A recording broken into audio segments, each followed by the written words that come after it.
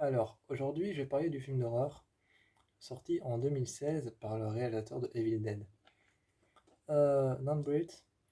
Je vais parler du film Don't Breathe, qui est sorti. Donc, Don't Breathe. En gros, ne respire pas.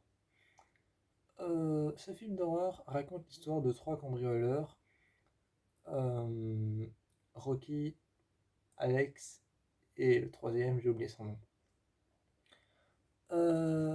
Mais ces trois cambrioleurs rentrent dans une maison qui pense être une proie facile. Ils pensent que cette maison, ça va être une proie facile, ça va être vraiment, ça va être du gâteau, parce que le propriétaire est aveugle et parce que le propriétaire vit dans un trou paumé, un bled paumé où il n'y a jamais personne. Donc, personne ne pourra prévenir pour lui les flics, donc les keufs quoi, la police. Personne ne pourra faire ça pour lui. Et quand ils y rentrent et qu'ils se retrouvent à l'intérieur, eh bien, ils se retrouvent face à cette personne qui a perdu le sens de la vue, mais ses autres sens, l'ouïe, l'odorat, le toucher, vont, vont être plus aiguisés que les autres parce que c'est connu, quand tu perds un des sens, les autres reprennent le dessus pour compenser.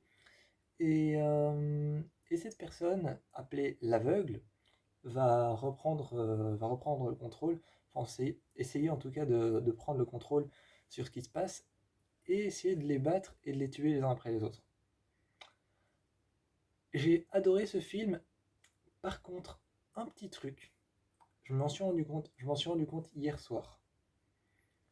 Ils sont dans la voiture et ils vérifient les alentours avec une petite caméra de surveillance qui a filmé tout en accéléré pour voir s'il y avait des flics ou s'il y avait des keufs qui passaient. Rien, il n'y a rien qui passe, ils sont à l'aise, ils peuvent faire le cambriolage. Et un moment, il y a l'aveugle qui passe avec une canne, et il y a Alex qui dit à l'arrière de la voiture, il est aveugle, ça se fait pas de voler un cambrioleur. Euh, Déjà, de un, c'est des cambrioleurs, ils sont censés s'en foutre. Euh, de deux, il y a une scène dans ce film où tout au début, le cambrioleur, dont j'ai oublié son nom, mais on va dire l'amoureux de Rocky. L'amoureux de Rocky, c'est le cambrioleur un peu, c'est un peu le chef. À un moment, il doit aller dans un vieux garage voir voir pour la réparation de sa voiture. C'est une vieille Chevrolet, je pense. C'est une vieille Chevrolet ou alors une vieille Ford Mustang. Et il va voir pour la réparation de sa voiture et en même temps qu'il devait récupérer sa voiture réparée, il devait récupérer une montre, une Rolex. Et le vendeur, à l'intérieur d'une autre bagnole qui était complètement pétée, une épave, il lui dit et je pouvais pas faire la réparation et te donner la Rolex. Donc, il lui dit si tu veux de l'argent, vole de l'argent. Et, euh, et donc, c'est comme ça qu'ils en sont venus à aller dans cette maison. Et ce que j'aime beaucoup aussi, c'est. Donc, avant de commencer ma critique, ce que j'ai à dire, c'est vous êtes dans une maison, paumé dans un bled au milieu de nulle part. Vous avez vérifié qu'il n'y a pas de keuf, qu'il n'y a pas de flic, que personne ne peut venir vous sauver, que vous pouvez crier à l'aide autant que vous voulez, tout le monde s'en cale. Une fois à l'intérieur de la maison, déjà, de un, pourquoi tu te dis en tant que cambrioleur, ce mec, c'est un vétéran de l'armée, ce mec, c'est un vétéran de l'armée en Irak, il a fait la guerre. À partir de quel moment tu te dis, je vais aller cambrioler ce mec? T'as, t'as 99% de chance quand même de te faire flinguer. Non, mais je veux dire, si on y réfléchit bien, un vétéran de l'armée qui a travaillé en Irak et qui a fait la guerre, t'as 99% ou 96% de chances de te faire tuer. Et donc, ils y vont, ils rentrent, et il y a une porte qui n'arrive pas à ouvrir, il y a une charnière qui est fermée, Et la poignée est fermée aussi, il y a un code, il faut une clé, et il y a un cadenas, donc ils n'arrivent pas à ouvrir le truc. Et t'as ce gars qui le petit ami le petit copain de Rocky, enfin Rocky slash, enfin, alias Roxane, qui prend un flingue, un gun, donc un vrai flingue, et qui tire sur la porte pour faire exploser la charnière. Comment dire? Il est aveugle, mais pas sourd. Voilà. J'avais juste envie de dire ça, mais t'es là, t'es là avec un pitch génial, avec un concept génial, trois cambrioleurs qui se retrouvent dans la maison d'un aveugle, qui a fait le Vietnam et qui a fait l'armée, et qui est assis sur une putain de somme d'argent, et ils veulent la cambrioler. Et le mec développe ses sens et commence à essayer de les tuer. Il est aveugle. Il ne voit pas. Quand tu es aveugle, ça ne veut pas dire que forcément tu n'entends pas, tu ne... Et le gars fait exploser chez un aveugle une charnière avec un flingue qui fait du bruit pour tout quartier.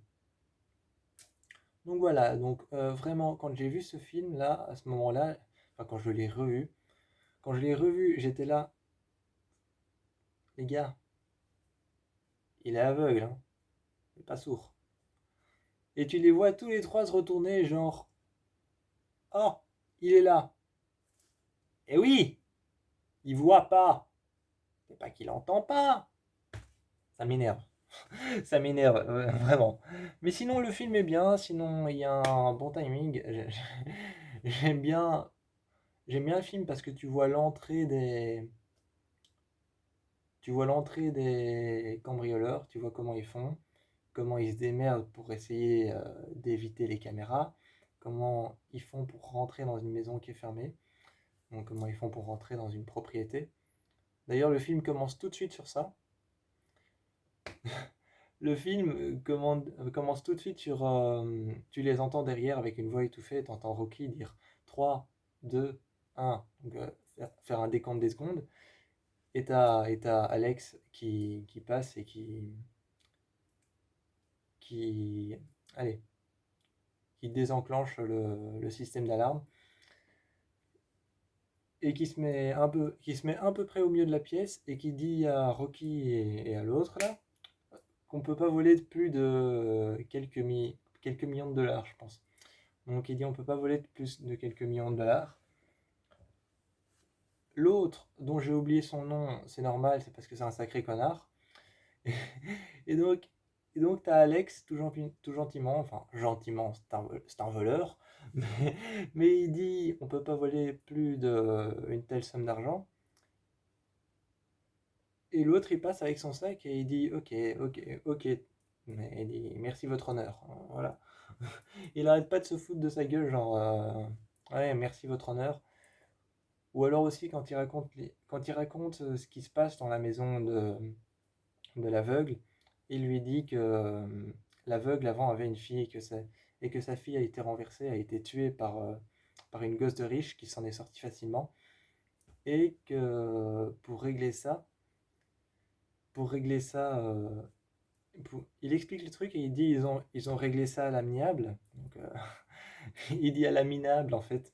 En fait, il dit ils ont réglé ça à l'aminable et t'as Alex qui dit à l'amiable. Et tu le vois dire ta mère, votre honneur. Ça me fait trop rire. Ça me fait trop rire parce que le sarcasme de ce type est insupportable, mais le sarcasme de ce type est trop drôle. Genre, alors ils ont réglé ça à l'amiable. Ta mère, votre honneur.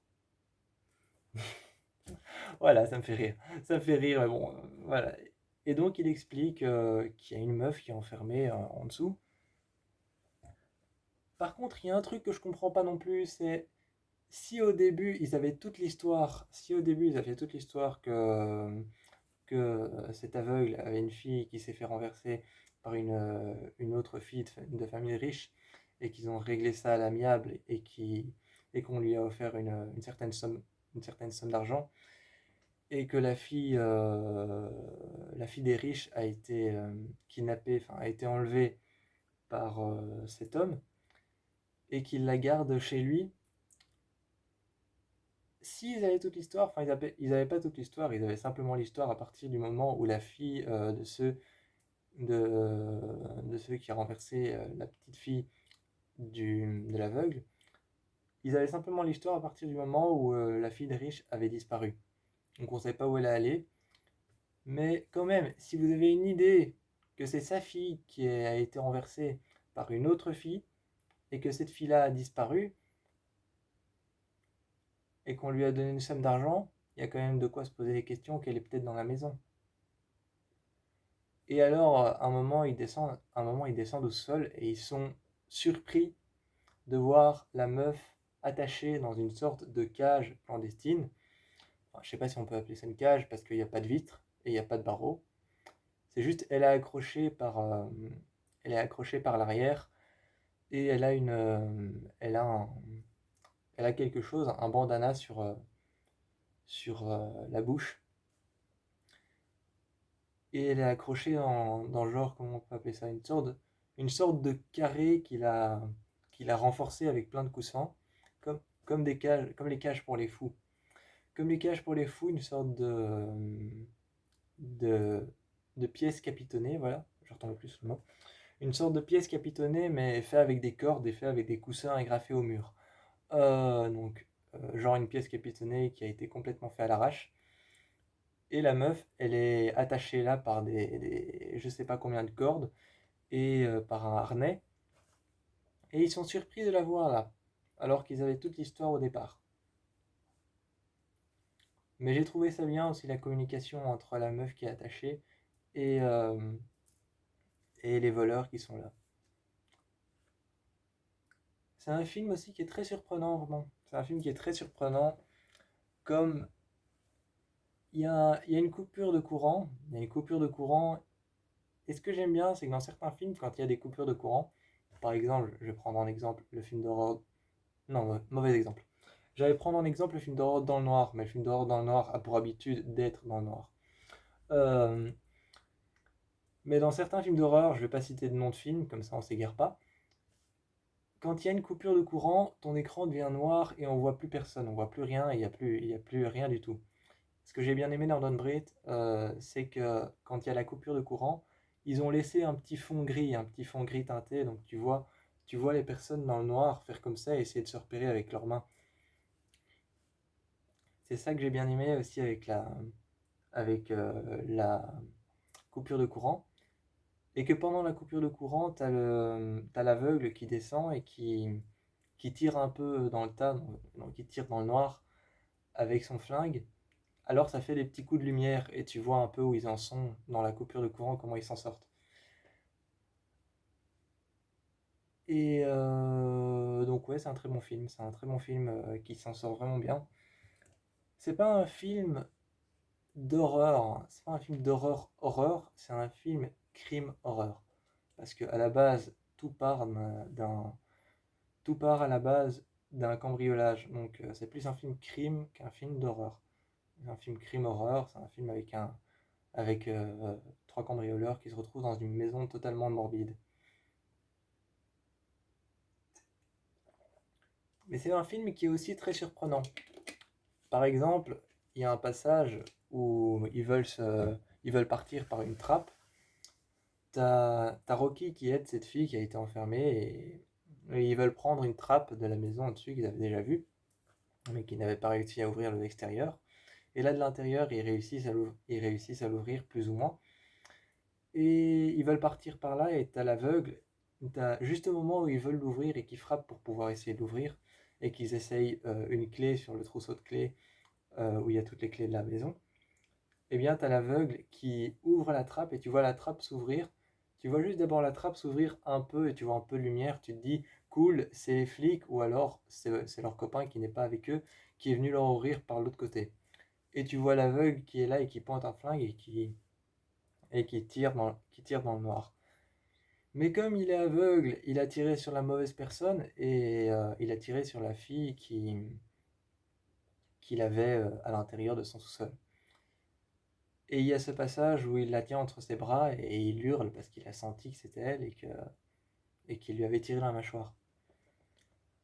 T'as un peu de peine pour lui quand même. Je trouve que t'as un peu de peine pour lui. Mais comme il a enfermé cette fille, t'as moins de peine. Comme il a enfermé cette fille, t'as moins de peine. T'as moins de peine pour lui, mais t'en as quand même un peu vu comment c'est fait. C'est aussi très surprenant par rapport à cette scène aussi où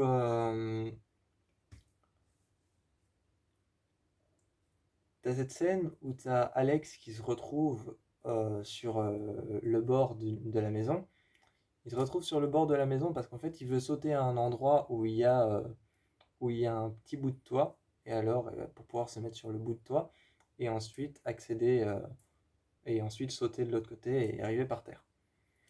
Sauf que sur ce petit bout de toit, il y a une grande plaque en verre, et quand il essaye de sauter de la fenêtre à laquelle il est, t'as juste l'aveugle, t'as juste la caméra qui filme le bout de toit vide avec Alex qui essaye de sauter, et ensuite t'as la caméra qui revient, et là t'as juste l'aveugle comme ça avec un flingue pointé vers lui. Et il tire sur Alex, et t'as Alex qui tombe et qui se retrouve en fait sur la vitre. Et avec son poids, t'as juste la vitre qui commence à se fissurer, et tu vois les fissures qui commencent à se dessiner sur la vitre. Et donc, toi, t'es là, ça va péter. Si, ça va péter, ça va péter. Genre, t'es là, ça va se briser, ça va exploser, ça va péter, ça va casser, il va tomber. Mais en fait, non, et ils te font juste paniquer avec la vitre qui continue à se briser sous le poids de Alex. Donc, ouais, c'est un film assez sympa aussi. Par contre, il y a un truc que j'ai pas compris. Un moment, ils sont dans la maison, et il y a un chien, et tu vois Alex qui dit à Rocky, j'ai vraiment l'impression de parler du chien quand je dis Rocky, alors que je parle de la voleuse, de la voleuse.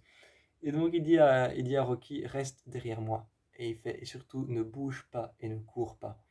Et là, il y a un flingue, il y a un flingue, il y a un, il y a un chien, pardon, je sais pas pourquoi j'ai dit un flingue, et, euh, et il le regarde et il essaye de l'amadouer en disant tout doux, gentil chien, et tout ça. Et la scène d'après, t'as Rocky qui se retrouve dans les aérations de la maison, dans, dans les, je sais pas si on dit les cuves d'aération, mais vous voyez ce que je veux dire, quoi. Et elle se retrouve je crois que c'est même le grenier de la maison. C'est le grenier de la maison, là où il y a les aérations de la maison, les parois d'aération. Et elle se retrouve là, mais dans un truc qui fait pratiquement juste sa taille. Et, euh, et j'ai vu l'actrice Jane Levy n'est pas très grande. Elle fait 1,60 m. Donc, si ça fait juste la taille de son corps, elle n'est pas très grande, et encore, ça se voit qu'elle est toute fine, parce qu'au début du film, elle réussit à passer par une petite fenêtre, mais vraiment minuscule. Donc, elle se retrouve dans une sorte de mini passage qui fait à peine sa taille, et c'est des aérations qui sont dans le grenier, et t'as le chien qui était en bas, donc en bas avec Alex. Et quelques secondes plus tard, le chien se retrouve dans les aérations avec Rocky. Et là, tu te demandes comment un chien, comment un chien a pu grimper dans les aérations alors qu'il était en bas. Je veux dire, le chien n'a pas pris les escaliers et il n'a pas sauté sur deux trois meubles pour ensuite rentrer dans l'aération. Je sais que les chiens c'est malin et que ça sait faire ça si c'est entraîné, mais voilà quoi. Mais sinon, c'est un film avec un beau suspense. J'encourage tout le monde à aller le voir. Vraiment, c'est un super film. C'est un film, je vais dire un film crime horreur génial. Comme ça, je dis pas film d'horreur, mais c'est un film de genre crime horreur génial. Et comme j'ai le 2, je vais essayer de regarder le 2 et de faire une critique du 2. En tout cas, de dire ce que j'en pense. Et moi, je vous fais plein de bisous.